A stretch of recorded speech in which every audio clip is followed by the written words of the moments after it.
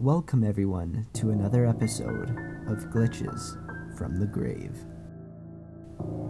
Today, we will be reviewing the phenomenon of cyber possessions. Now, in order for you to fully understand what I'm about to show you, I must give you a debriefing on what is known as the ragdoll effect. As described in Wikipedia, in computer physics engines, ragdoll physics is a type of procedural animation that is often used as a replacement for traditional static death animations. This all began in 1987, when Roy Featherstone published the Featherstone algorithm, which became the basis for all of the ragdoll physics programming. Ragdoll physics did not enter video game until 11 years later in Jurassic Park Trespasser. This game was well ahead of its time, but was rushed and was unpolished. Then came Hitman Codename 47 in the year 2000. It brought the element of velvet integration, which introduced realistic bone mechanics. The next progression was Halo Combat Evolved, which brought pre-scripted animations before the ragdoll fell into physical space. However, the animations often clipped through the level environment before falling into place. The next progression was blended ragdoll physics, which allowed the animation to be interrupted. This was first integrated into games like Call of Duty 4, Halo 2, and Left 4 Dead. The most recent progression is called procedural animation, which allows the ragdoll to interact in advanced, counteractive ways with the physics in the game environment. Now, despite 17 years of research and development, there has been an overhanging flaw in the ragdoll effect. In order for you to fully understand this flaw, we need to look back even further than 1987. We need to look back at the beginning of mankind. Ever since there were cave drawings, there have been recordings of what we call possessions.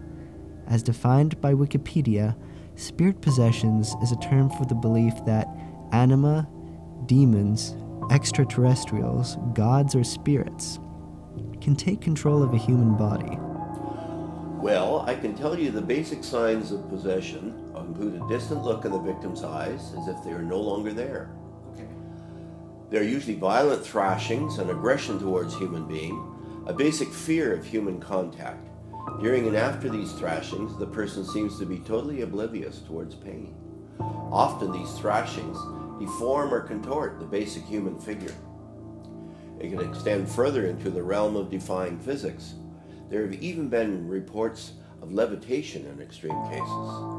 And the behavior of the victims can be varied, but almost all accounts can resemble an almost animalistic behavior.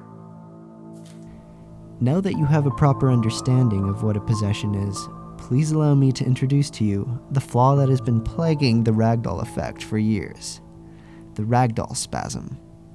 This has been explained by the industry representatives as a simple programming glitch where the model of the body clips into the geometry of the level and has unpredictable consequences, sending the body out of control.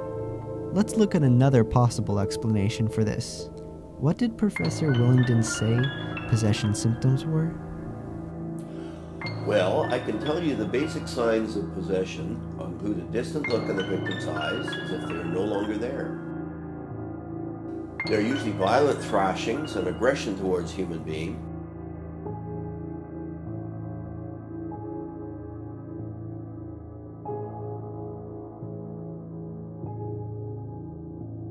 During and after these thrashings, the person seems to be totally oblivious towards pain. Often these thrashings deform or contort the basic human figure. It can extend further into the realm of defying physics. There have even been reports of levitation in extreme cases. And the behavior of the victims can be varied, but almost all accounts can resemble an almost animalistic behavior. So after seeing these correlations between ragdoll physics and possessions, perhaps it's not a programming error that causes this disturbing problem in ragdolls. Perhaps it's the new age of technology that has provided a new medium for spiritual possessions. Ladies and gentlemen, I give you cyber possessions.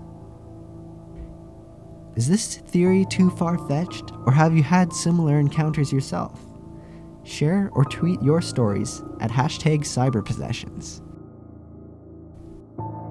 Thanks for listening, and tune in next week as we dissect Assassin's Creed Unity's grotesque skin vanishing glitch. I hope you have a great day.